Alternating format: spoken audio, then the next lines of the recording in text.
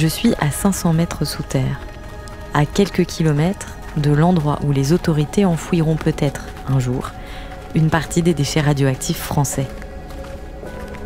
Ça fait environ 30 ans que le projet existe.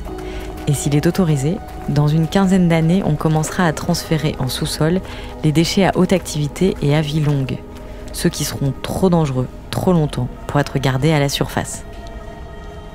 Et à partir de 2150, le puits d'accès sera rebouché et les déchets resteront emprisonnés entre deux couches géologiques pour très longtemps, et peut-être pour toujours. Leur radioactivité devrait commencer à atteindre la surface dans environ 100 000 ans. Et c'est pour ça que j'ai pris cette durée symbolique comme horizon.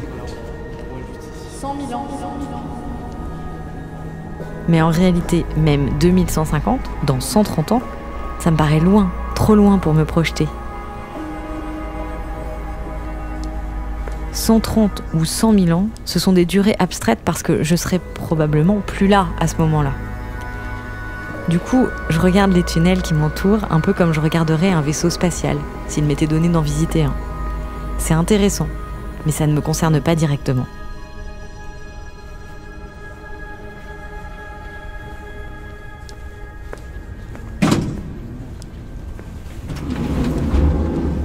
Quand on creuse la roche, on a un déconfinement qui se fait. Donc ça c'est normal, hein, on enlève du matériau qui est sous pression, donc forcément il va y avoir un déconfinement. Ce qu'on a remarqué aussi, je comprends pendant la visite que les galeries de stockage seront toutes creusées dans le même axe. Parce que même dans cette couche géologique, parmi les plus stables en Europe et même au monde, une couche géologique qui a été choisie pour sa stabilité, eh ben ça bouge quand même un petit peu. C'est ce que me raconte Martine Bernadet, la chargée de communication du site. Et la galerie, elle est soumise à des forces. Ouais. La première force à laquelle on pense, c'est le poids. Donc c'est toute la roche qui est au-dessus de nous, qui appuie au-dessus de nos têtes. Voilà. Alors on peut penser qu'elle est importante, c'est 12 mégapascales, c'est quand même assez important, mais c'est pas la principale. Donc il y a une autre force qui s'exerce en fait de manière horizontale et qui est liée à la poussée des Alpes. En fait, c'est la tectonique des plaques. Ici, à un demi-kilomètre sous terre, la tectonique des plaques est une force non négligeable. Alors qu'en surface, il faut des années, voire des milliers d'années pour s'en rendre compte. C'est comme vivre un événement historique et prendre conscience que l'histoire est en train de s'écrire maintenant, tout de suite, et qu'on est dedans. Le temps, même très long, s'écoule un peu dès maintenant.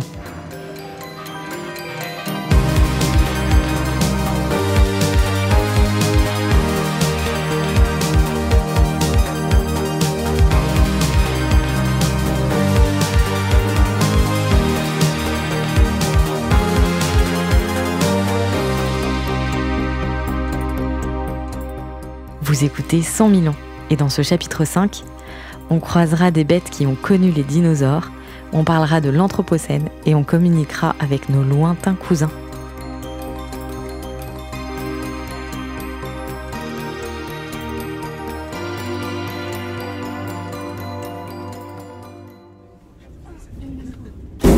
Je suis restée 45 minutes à 500 mètres sous la terre. J'ai bien vu la roche, je l'ai touchée, j'ai senti son humidité. Mais les couloirs étant très larges, la lumière des néons très vive, ça ressemble plus à un laboratoire qu'à une mine. Du coup, on est plus dans une atmosphère de science-fiction que dans une ambiance de type Germinal. Après avoir repris l'ascenseur dans le sens inverse pour rejoindre la surface, juste à côté de la sortie du site, à l'endroit où on se débarrasse de son équipement de sécurité, Martine me fait remarquer un détail un peu anachronique. Vous avez vu Sainte-Barbe ? Alors il y a une statue qui a l'air d'être assez ancienne, de Sainte-Barbe, c'est ça ? Voilà, c'est ça, c'est le saint des pompiers, le saint des mineurs. C'est censé protéger. Mais bon, après, dans tous les métiers, il y a ce genre de croyance. Voilà, ici, c'est Sainte-Barbe. Donc c'est une croyance qui est là, à côté, sur un projet industriel. Moi, personnellement, ça me fait halluciner. Moi, je trouve que cette statue est plutôt rassurante parce qu'elle souligne que le projet d'enfouissement des déchets, aussi pharaonique soit-il, est un projet mené par des humains et non par des algorithmes ou des robots. J'imagine les générations de mineurs qui ont confié à ce visage paisible leurs prières avant de descendre faire leur travail dans l'environnement incertain du sous-sol. Est-ce qu'ils se posaient eux aussi des questions sur la vie, la mort et le temps qui passe ? Est-ce qu'ils auraient été plus capables que moi de se projeter dans une durée aussi abstraite que 100 000 ans ? Et Sainte Barbe elle-même, au IIIe siècle après Jésus-Christ. Et les bourreaux qui l'ont peut-être torturée. On appartient tous à la même espèce. On est tous des Homo sapiens. Est-ce que vous pouvez me dire ce que vous savez de où on était il y a 100 000 ans ? Bonne question. Alors on existait déjà, Homo sapiens, ça c'est sûr. On devait déjà peut-être plus ou moins cohabiter avec Néandertal. Alors, est-ce qu'on cohabitait ? Pas forcément, hein. On habitait peut-être dans des endroits différents. Là, je vous avoue que, comme c'est des périodes très éloignées de ce qui m'intéresse, je suis un peu perdu. Mais on est un petit peu avant la cohabitation certaine de Homo sapiens et Néandertal en Europe. Voilà, on était des chasseurs-cueilleurs, on avait des outils, on devait parler, on était déjà des humains modernes, hein, on devait réfléchir comme on réfléchit aujourd'hui.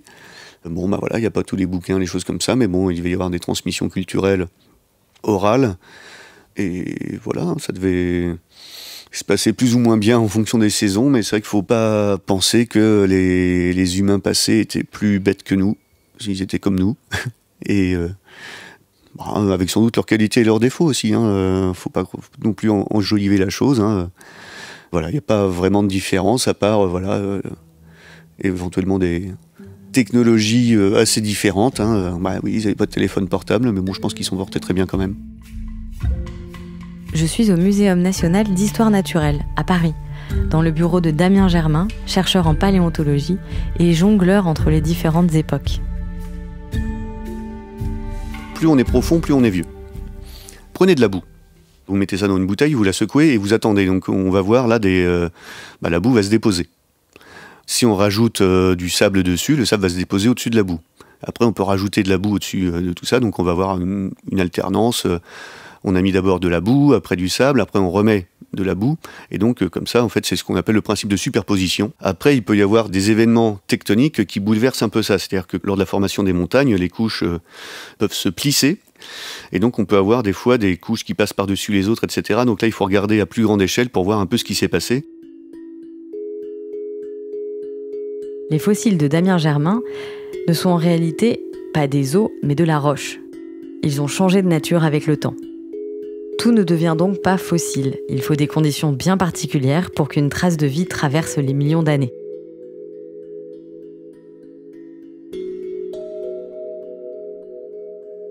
Les trucs que j'adore regarder, c'est les empreintes. On peut avoir des traces de pistes d'animaux qui ont marché dans la boue, et voilà, la boue a séché, c'est resté. On a parfois aussi, donc là c'est un événement, voilà, l'animal il a marché, ça a duré quelques secondes, et aussi, des fois au milieu de tout ça, il y a des gouttes de pluie. Moi j'aime beaucoup regarder les traces de gouttes de pluie, parce que voilà, on a une averse, qui dure quelques minutes, sur une roche qui a 250 millions d'années. C'est incroyable en fait. Vous étirez le temps quand vous faites ça un peu. Oui, là par contre, quand on fait ça, on jongle vraiment entre les millions d'années, vraiment le temps long, comme on dit, le temps très long, et une échelle vraiment de la minute. Et ouais, là, on a vraiment un cliché, une photographie de ce qui se passait à l'époque. Dans les couloirs du muséum, il y a des rangées et des rangées de tiroirs. Et à première vue, on dirait qu'ils sont pleins de cailloux. Des cailloux de différentes couleurs et de différentes tailles. Mais chaque spécimen, en réalité, est bien plus qu'un simple caillou. C'est un instantané de la vie sur Terre à une période donnée. Une sorte de photographie, non pas argentique, mais géologique, qui aurait traversé les millions et les millions d'années. Donc on en arrive quand même à l'utilité d'être au muséum. C'est-à-dire que c'est quand même pas tous les jours qu'on trouve ce genre de roche. Tout à fait. Donc, une des grandes missions du muséum, c'est la gestion des collections naturalistes. Donc gestion, c'est à la fois récolter encore et puis s'occuper de ce qui a été récolté pendant, on va dire, des centaines d'années, depuis la création du muséum. Le muséum en tant que tel, c'est 1793.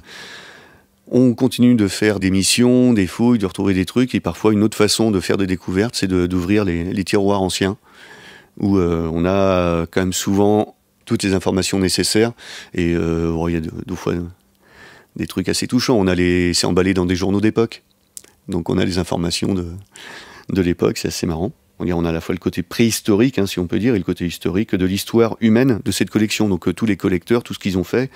Il y a des gens formidables qui ont fait des missions, parfois, qui ont sauvegardé des spécimens presque au péril de leur vie. C'est vraiment très touchant. Et donc c'est notre devoir de maintenir ces collections accessibles. Pendant longtemps, j'ai eu une passion pour la photo argentique. J'en prenais plein, j'adorais ça. Et j'avais des tas de pochettes en carton qui s'accumulaient dans mes tiroirs. J'ai jamais pris la peine de faire des albums, mais j'aimais bien les regarder et les sortir pour des mariages, des anniversaires. Résultat, des années plus tard, j'ai des tas de photos sorties de leur boîte d'origine. Alors quelques-unes ont une date imprimée en rouge au dos, mais les autres sont orphelines. Je n'ai aucune idée de quand je les ai prises. Pour pouvoir les ranger dans la bonne pochette, il faut que j'enquête un peu. Que je détermine qui sont les gens dans le cadre, quel âge ils ont, quels vêtements semblent à la mode à l'époque, ou quel type de végétation les entoure. S'il y a des pins parasols ou un hamac, je suis certainement en vacances d'été. Et s'il y a des Doc Martens ou des t-shirts Nirvana, je suis certainement en voyage avec ma classe de collège. J'effectue un travail de datation, exactement comme Damien Germain avec ses roches. Pour les placer dans le temps, il cherche des indices de référence. Par exemple, des fossiles d'ammonites, des sortes de coquillages dont on connaît précisément les dates d'apparition ou de disparition.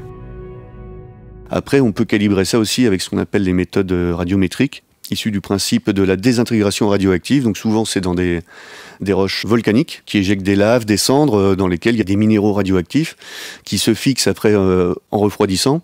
Et après, donc, ce système est isolé. Et donc, les minéraux qui ont été piégés dans les cristaux dans ces couches vont lentement et régulièrement se transformer en d'autres éléments. Là, on retrouve le principe découvert par Marie Curie, dont on a parlé au chapitre 3, qui a servi à dater l'âge de l'univers, dans notre chapitre 4. Les atomes radioactifs présents dans les roches volcaniques perdent peu à peu leur radioactivité, et ça fait d'eux des chronomètres naturels.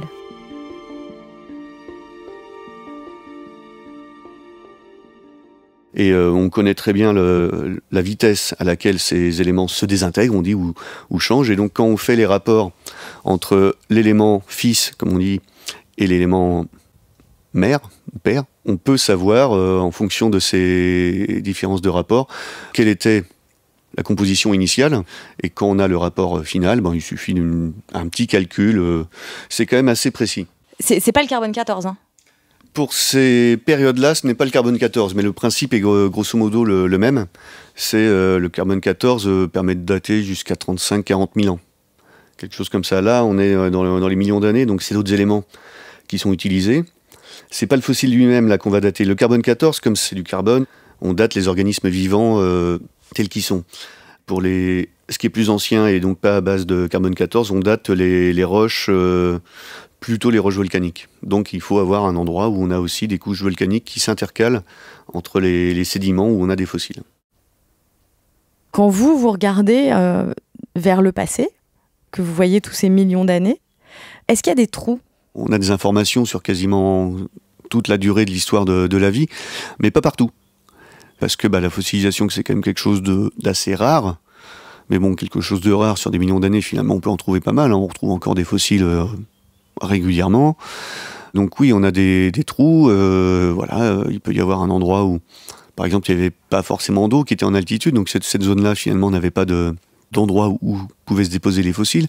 Ou alors les couches où il y avait potentiellement des fossiles ont été érodées. Donc oui, c'est comme un livre dont on aurait effacé des mots, arraché des pages à certains endroits, mais on a un autre livre à côté qui a une partie des pages. Donc on reconstitue un petit peu le puzzle comme ça. On y arrive à peu près, mais effectivement, on a quand même vraiment conscience qu'il nous manque une bonne partie des archives, mais que plus on avance, plus on étudie, plus on découvre, finalement, plus on arrive à reconstituer ce livre.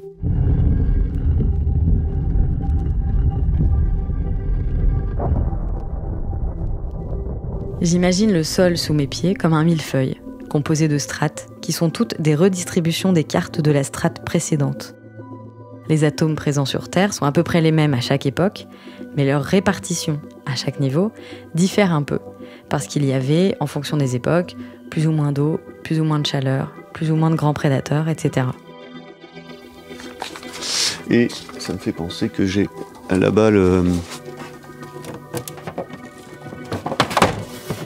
Pour illustrer un peu la datation, je demande à Damien Germain s'il a des os de dinosaures. Parce que j'imagine que c'est le genre d'os le plus ancien sur lequel on peut travailler. le plus pratique ici. Mais je réalise que pas du tout. Mais qu'est-ce que c'est? On dirait un bec. Oui, c'est cette sorte d'amphibien avec une tête un peu de crocodile. C'est pas du dinosaure, parce que les dinosaures, c'est un groupe très particulier d'animaux. Mais voilà, ça vivait au même moment. C'est un animal fossile, plutôt un amphibien, donc c'est quand même moins connu que les collègues dinosaures, hein, mais voilà, c'est tout aussi intéressant. On raconte d'autres histoires avec ça. Eux, ils existaient déjà depuis, on va dire dans les 300, voire un peu plus millions d'années. Ils ont disparu il y a environ 200. Les dinosaures, eux, de leur côté, apparaissent plutôt vers les 230 et disparaissent à 65, si on considère que les gros dinosaures, parce qu'il faut savoir que tous les dinosaures n'ont pas disparu. Hein, les oiseaux sont encore là, et les oiseaux sont des dinosaures.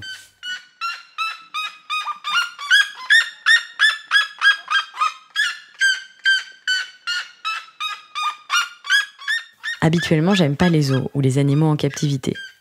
Mais à la ménagerie du Jardin des Plantes, il n'y a que des animaux dont je n'avais jamais entendu parler. Je suis en grand dialogue avec la chouette à lunettes, la Mouroukoutoutou.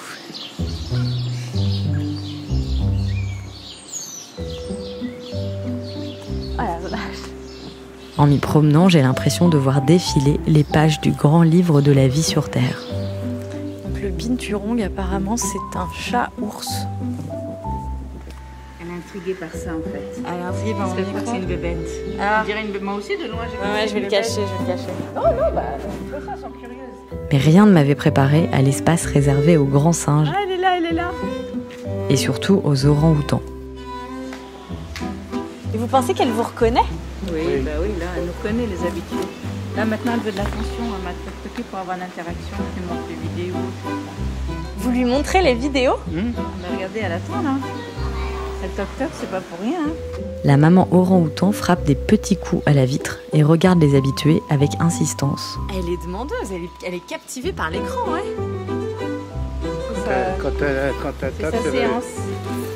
c'est pour avoir de C'est la l'occupation. séance. Alors attends, je vais te montrer autre chose que ce que tu vois d'habitude. Et c'est incroyable. Mais même la petite, elle aime bien regarder maintenant. Elle aime bien voir Alors, les photos. Regarde, ça c'est une abeille. Elle est vraiment intriguée. Ouais. Donc là, vous êtes en train de montrer une vidéo d'abeille à l'orang-outan qui est derrière la vitre et qui est à 3 cm de nous, quoi. Oups. Je vois la mère et la fille orang-outan fascinées par l'écran du téléphone et je perçois une sorte de carambolage temporel. Une communication absolument pas prévue entre cette espèce cousine de la nôtre, en voie d'extinction, et nous, Homo sapiens, qui avons le sentiment de dominer la planète. Aurons-nous des nouveaux cousins dans 100 000 ans? Est-ce possible qu'une nouvelle espèce prenne la suite? Face à ces tristes orang-outans, je réalise à quel point je suis pessimiste face à l'avenir. Et c'est sans doute pour cette raison qu'il est si difficile de me projeter aussi loin. Les Homo sapiens sont quand même responsables d'une extinction de masse. Et parmi les espèces qui vont disparaître, il y a ces orang-outans. Est-ce que c'est ça qu'on appelle l'anthropocène? C'est le fait qu'on a fait disparaître une partie des autres espèces? Je sais que j'ai des collègues qui n'aiment pas employer ce terme parce que c'est une période géologique et que pour l'instant l'anthropocène n'est pas encore figé dans les archives géologiques vu que ça se passe en ce moment. Mais en gros, on peut très bien imaginer que dans des millions d'années, on puisse déceler dans les couches qui correspondent aux couches qui se déposent aujourd'hui des marqueurs qui auront traversé le temps, qui pourront définir cette période. Donc ces marqueurs, ça peut être les éléments radioactifs dégagés par les explosions nucléaires qui ont eu lieu depuis 1945. Ça peut être une énorme couche riche en plastique, les archives liées à la température, aux concentrations de dioxyde de carbone. Donc l'anthropocène, c'est tout ce qui sera modification des archives géologiques liées aux activités humaines. Mais vous, en tant que paléontologue, vous avez vu plusieurs histoires d'extinction. C'est pas la première fois dans l'histoire de la Terre que ça arrive. Là, on est vraiment, quand on dit la 6e extinction, ça veut dire que on se compare à l'extinction de la fin du Crétacé, et encore pire à l'extinction de la fin du Permien, donc il y a environ 250 millions d'années, qui est la plus grande que la Terre ait jamais connue, où là, c'était vraiment catastrophique. La fin du Permien, c'est quoi ? La fin du Permien, c'est avant les dinosaures, donc c'est là. On parle plus souvent de la fin des gros dinosaures, hein. Donc ça, c'est à 65 millions d'années. Il y a une histoire de volcanisme, de météorites, mais avant même l'apparition des dinosaures, avant ça, il y a 250 millions d'années, la Terre a connu la plus grande crise biologique qu'elle ait jamais connue. Il y a eu des grosses éruptions volcaniques, il y a eu aussi le rassemblement de quasiment tous les continents en un seul continent unique, hein, qu'on appelle la Pangée, donc qui a provoqué une diminution finalement géométrique des côtes. Là, c'est 90% des espèces qui ont disparu environ.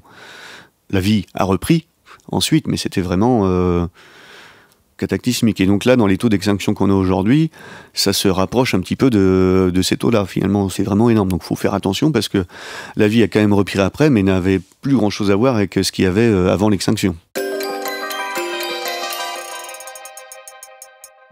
En sortant du site d'enfouissement des déchets radioactifs, j'ai discuté avec Capucine et Lothaire, 2 étudiants à l'école des mines de Nancy, qui ont fait la visite avec moi.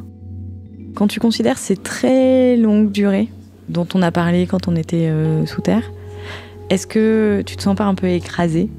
Pas du tout. Moi, je trouve ça assez beau. Déjà de pouvoir voir tout ça. Parce que très bien, on n'était pas là, mais il y a quand même une trace et c'est assez impressionnant de la voir.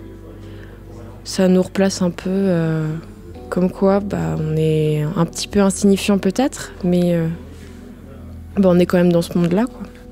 Forcément, ça fait très peur, mais oui, c'est que plein de petites choses mises bout à bout. C'est comme un océan, c'est que plein de gouttes. Ou cette roche, c'est que des atomes ? Ouais, c'est ça. Bon, la plupart des atomes, en plus, datent à peu près du même moment. Quelque part, on dit que la roche, elle a 200 millions d'années, mais finalement, nos atomes sont aussi vieux que ceux de la roche. C'est sûr que y a plein de transformations, etc. Mais quand on dit que la roche, elle a 200 millions d'années, on le dit juste parce qu'en fait, elle n'a pas changé depuis 200 millions d'années. Et c'est ça qui est assez impressionnant. Tout le vivant, en fait, par rapport au reste, c'est juste que la matière, elle est beaucoup plus instable, elle change beaucoup plus, et elle a des durées où elle ne change pas, qui sont très faibles par rapport au reste, par rapport aux minéraux, en fait. En vrai, je trouve ça pas trop déprimant. Moi, je trouve ça assez marrant que, ce qui différencie, en fait, un être humain d'autre chose, en fait, c'est sa façon d'évoluer, en fait.